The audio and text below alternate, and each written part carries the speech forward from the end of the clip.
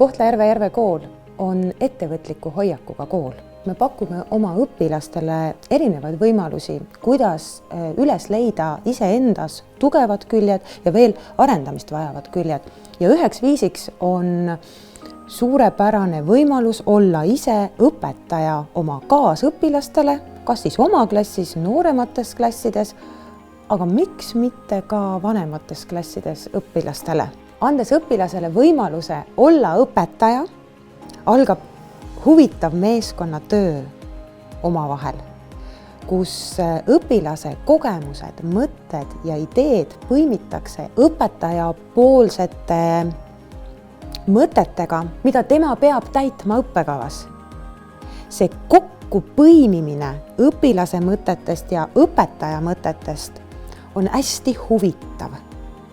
Ja kui me selle eeltöö oleme koos õpilasega ära teinud, siis õpetajana seda õppeprotsessi klassis vaadata on väga äge. Mina täna andsin inglise keele tundi 5. klassile. Klassi ees oli ärev tunne. Õpilaste jaoks on haruldane, kuid ikkagi väga hea kogemus, et tunda, mida tunneb õpetaja. Ma sootaksin seda teistele õpilastele, sest see treenib enesekindlust ja võimet mitte publikut karta. Meie õpetasime klassikaaslastele, kuidas teha nimekaarte. Mulle meeldis olla klassi ees. Kui mina saan suureks, mina tahan õpetajaks saada.